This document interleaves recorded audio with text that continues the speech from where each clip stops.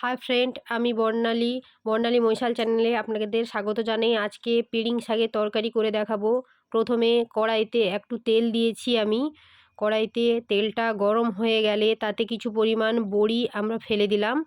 ওই বড়িটাকে এবারে আমরা নেড়ে চেড়ে ভেজে নেব, কিন্তু ফ্লেমটাকে আমরা হাই রাখবো না, গ্যাসের ফ্লেমটাকে আমরা কমিয়ে দেব। কমিয়ে দিয়ে রান্নাটা করব, না হলে বড়িটা পুড়ে যাবে। আপনারা দেখতে পাচ্ছেন আমি লাল করে বড়িটাকে ভেজে নিলাম, এরপরে তুলে নিয়েছি।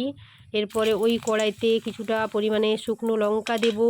তারপরে শুকনো লঙ্কাটা একটু ভাজা হয়ে গেলে ওতে আমরা 5 ফোড়ন দিয়ে দেব, জিরা ফোড়ন দেব, আর কিছু পরিমাণ আদা আর টমেটো দিয়ে দেবো, কেননা আজকে নিরামিষ রান্নাই আমি করছি।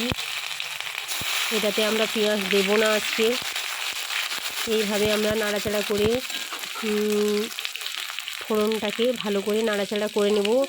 এরপরে আমরা ওটাতে শাক দিয়ে দেব।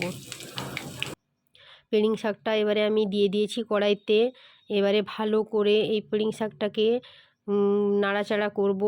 তাতে একটু হলুদ, একটু নুন দিয়ে দেব এবং হলুদ নুন দিয়ে ভালো করে নাড়াচাড়া করতে থাকবো। এই পিড়িং শাকটা খেতে খুবই ভালো লাগে, আপনারা অবশ্যই একবার ট্রাই করে দেখবেন। হলুদ নুন দিয়ে ভালো করে কিন্তু মিশিয়ে নেব, যাতে ভালো করে মিশে যায়।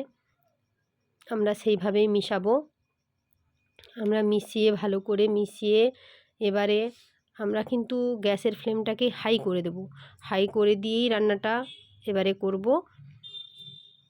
এবারে আমরা এটাকে নেড়ে চেড়ে একটা ঢাকনা দিয়ে ঢাকিয়ে দেব। এবারে ঢাকনা দিয়ে ঢাকানোর পরে আমরা কিন্তু ফ্লেমটা লো করে নেব। তারপরে বড়িটাকে আমি গুঁড়া করে রেখে দিয়েছি, বেশি গুঁড়া করব না, আমরা হালকা করে নেব গুঁড়া। এরপরে ঢাকনাটা খুলে আপনারা দেখতে পাচ্ছেন এখনও শাক হয়নি, একটু হতে বাকি আছে। এবারে আমি আঁচের ইয়েটা মিডিয়াম রেখেছি, গ্যাসের ফ্লেমটা আমি মিডিয়াম রেখেছি। এবারে এটাকে নেড়ে চেড়ে আবার একটু ঢাকনা দিয়ে দিব, এটা আরেকটু হবে।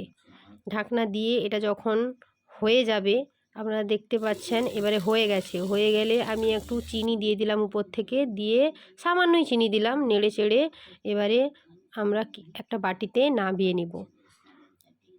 বাটিতে নামিয়ে নিয়ে এটার উপর এবারে আমরা নামিয়ে নিয়েছি, এটার উপর আমরা এবারে বড়ি ছড়িয়ে দিব উপর থেকে। আপনারা দেখতে পাচ্ছেন কতটা সুন্দর লাগছে, দেখতেও যেমন লাগে খেতেও তেমন লাগে। Thank you.